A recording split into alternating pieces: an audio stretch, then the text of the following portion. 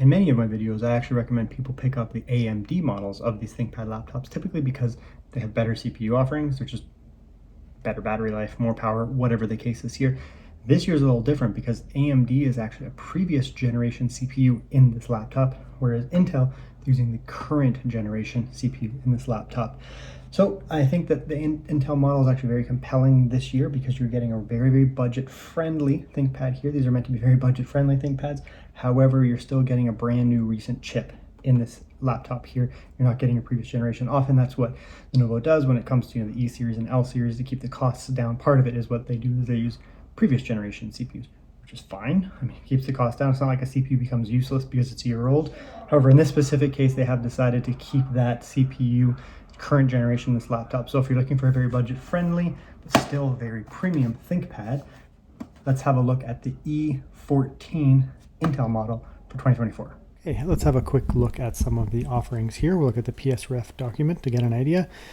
So several different CPU options here. We do have some high-powered variants, H, and some low-powered variants, U. Typically what you're seeing here is maybe even at the same number of cores or slight difference in cores.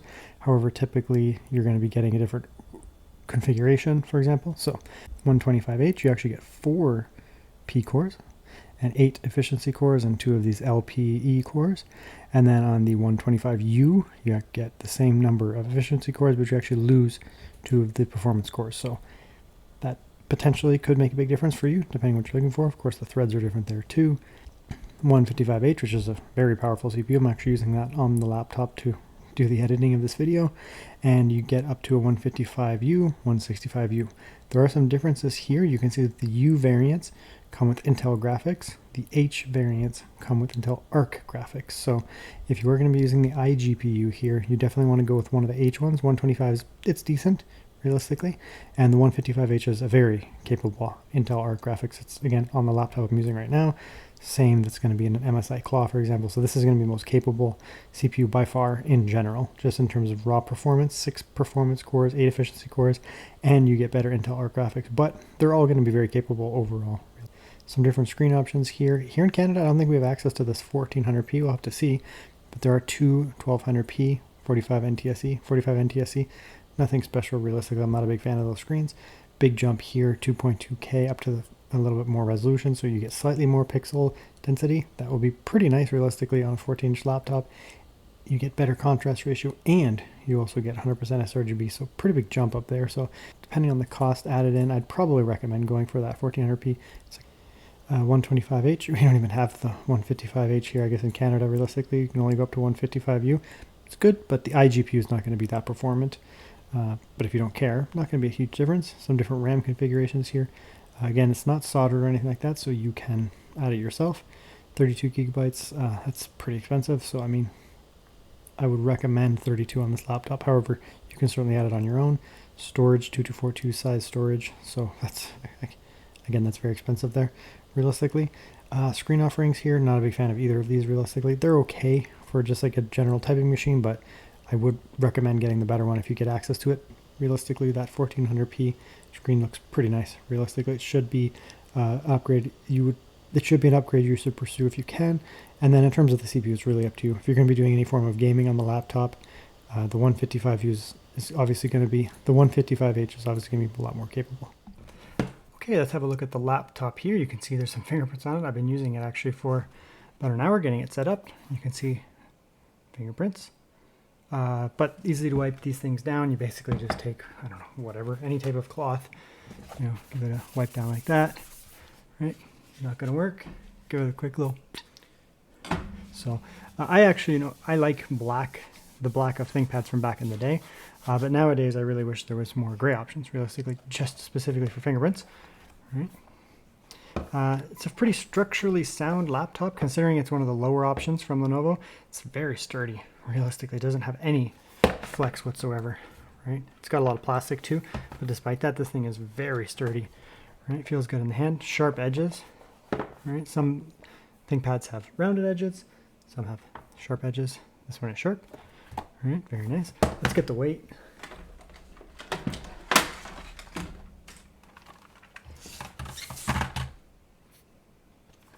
It's not going to be super heavy. 1,500 grams, so I don't know, 3.2, 3.3 pounds, somewhere around there. Not too bad, realistically. Yeah, intake on the bottom, foot to raise it up, pretty standard. Right, same as the AMD version. You can see here on the left side, power in, Thunderbolt ports. You get Thunderbolt 4 port, very nice. USB-A, HDMI, microphone, headphone combo jack, speaker out there. Other side, another USB-A and RJ45 Ethernet and Kensington lot slot. So 2 USB-A, 2 USB-C, one of which is Thunderbolt, and then just typical power out, display out in that. So that's nice, looking pretty good. Inside, as I said, I've turned it on already. All right, typical ThinkPad design here, modern style with the kick out for the camera, which I prefer. Some people don't, but I do actually prefer. Function control swapped, kind of the traditional style where the function is on the outside. You can go into Vantage here, well, it's disappeared, but Lenovo Vantage there, or BIOS, and swap that around, no problem. Looking pretty nice here, right? Fingerprint, you get your power on there. Some of these have backlit keyboards, some do not, right?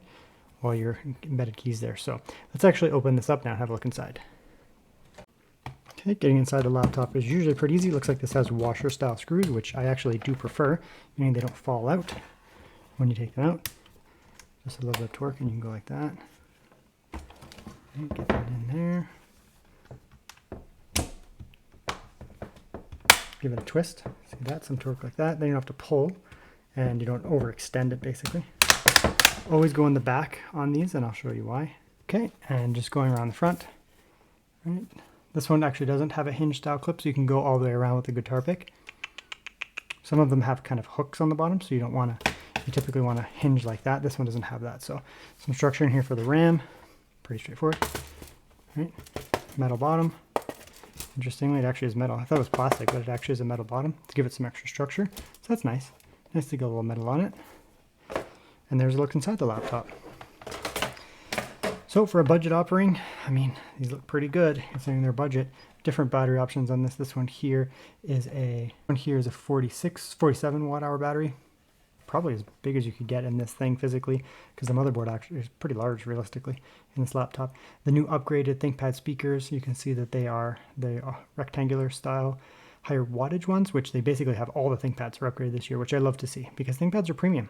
They're supposed to be premium. Even the low end, even the lower cost ones like this here should at least have acceptable sound. So I expect this to sound decent, not, be groundbreaking, but it should be decent, and decent should be a huge upgrade from last year, realistically. So that's nice there. Upgradability, you do have dual NVMe, really nice. 2242, one there. 2280, fantastic. Upgradable Wi-Fi, fantastic, and upgradable RAM. Two sticks of RAM there. So, I mean, what more do you want out of a 14-inch laptop? 2 storage devices, 2 RAM, and upgradable Wi-Fi, good speakers, as big as batteries you can possibly fit, and a huge heatsink, right? I mean, it's not a gaming laptop, it's just got an APU, nice thick heat pipe on there, right? Over the APU there, and one of these larger fans there should not produce too much turbulence or noise. So this actually looks really nice inside, realistically. Okay, we'll do a quick typing test here. Fire that up there. Function and control, as I mentioned, are swapped there. Swap it in the Lenovo Vantage if you don't like that. You can get backlit keyboards. You can get it without backlit keyboards. Usually like a $10 add-on or something like that. Copilot button, unfortunately.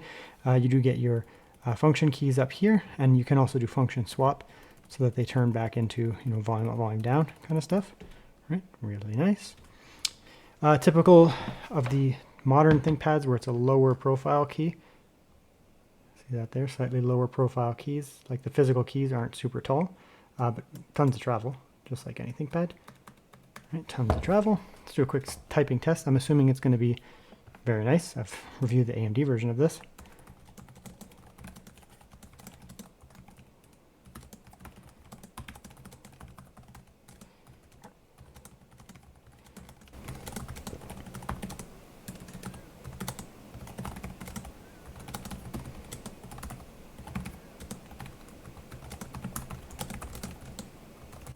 Yeah, it's really nice.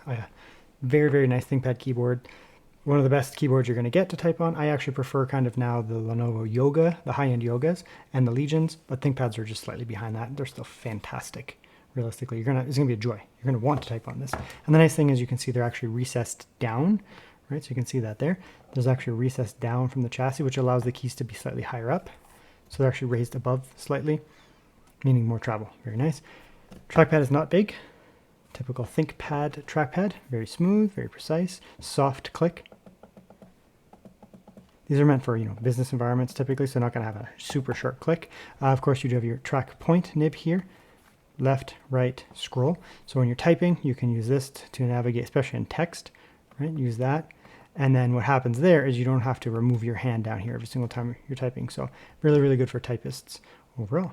Looking pretty good though. Okay, let's have a look at the screen here. So it's nothing special on this model here. 45% NTSC, 60 Hertz, 1200p, 1200p. It's nothing special realistically. There is actually a much better screen offering on this laptop. It's a 1400p, so 2.2K, give you a little bit more resolution, which will look nice. Right, we can see right off the bat, it's got a little bit of a pinkish tone to it there. A little bit orangey pink. Not a really bold red, unfortunately, because it's only 45% NTSC. Blacks are good though, in this room here especially. Right, there's absolutely no bleed or anything like that, so the blacks are good. It's not a bad panel in terms of quality, it's just that the color space is crushed a bit, being a 45% NTSC, so they do have that higher one, realistically, come in here. Right, not really that vibrant in terms of the colors. It's not bad, it's not a bad screen, not a TN, 220 TN or something, but it's a little muted here, realistically. For day-to-day business work, you're not going to care. Realistically, it's going to be fine. Even watching shows, it'll be fine. But I would recommend, if you're going to be using this for any type of content creation or, as a really primary device in terms of consuming media, I would recommend just splurging, get that 2.2K screen. You're going to get the same brightness, but you're going to get 100% sRGB and a better contrast ratio, slightly better resolution, so definitely worth it. Okay, we'll check the audio here. I do expect the audio to be okay. It has those upgraded speakers. These are typically under-tuned. You can use FX Sound to increase the volume, but because these are business laptops,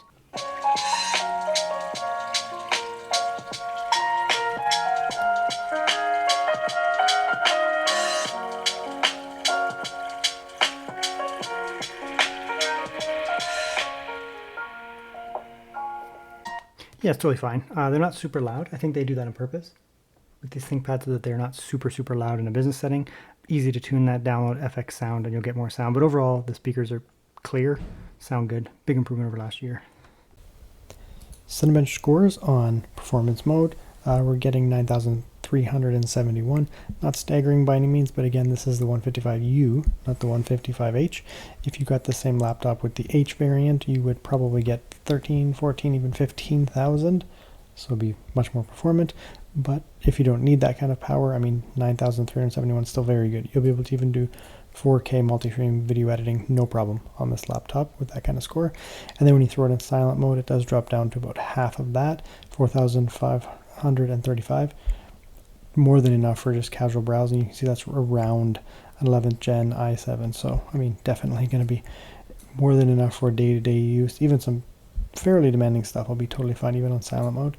Wi-Fi is okay on it. I did this in my office area upstairs where I don't have the best reception, so it's getting okay reception. Realistically, it's pretty standard. And then looking at battery life, that's going to be one of the more strengths of this laptop. Even with that relatively small battery, it's not going to have a giant battery like some laptops. This lower wattage, lower power variant of this Intel Core chip is just going to sip on power. So here, and we're burning around 6.8 watts, so that's good for probably 6 or even 7 hours of just kind of hanging out. And again, and then did some 1080p YouTube at 60 FPS, and not a huge jump, a few more watts being burned, around 8 or so. So that's still going to be good for about 6 hours. So you're looking at about 6 hours of YouTube watching on this laptop. And then the NVMe that's included is actually a very high NVMe here. This is a Samsung, I believe it's a Samsung 980 Pro OEM variant here. They put these in a lot of these laptops, so it's actually very quick here. Very good if you're using it for any type of video editing or anything like that. Here's a look at the built-in webcam. It's nighttime. Not too much lighting in the office, but decent enough, and it's doing an okay job. A little bit of a more challenging scene. Polling rate is actually really good realistically. So I'd say it's a decent webcam, especially for such a budget offering. It's definitely fine. Depending on which model of CPU you get in this, you are going to get different iGPUs. This one here is the 155U, so it's not going to have the Intel Arc graphics. Still decently capable. You're going to be able to play some different games here, some semi-demanding games, things that aren't going to be, super demanding AAA titles will run just fine. Anything that's older will run very well. This is some sparking 0 here. If you got the 155H with the Intel Core graphics though, then you get very outstanding performance, similar to what you get on something like an MSI Claw. So I guess the takeaway for this laptop is if you're looking for a very high quality but more budget-friendly offering of the ThinkPad lineup, this is a really nice laptop. I would highly recommend getting the better screen, the 2.2K if you can. Overall, these are pretty nice laptops and they're definitely a lot more budget-friendly. I am liking the Intel model this year more than the AMD model just because it does have access to those 155H processor, which I would highly recommend if you can. But these U variants are still pretty good if you need to focus on battery life in a ThinkPad.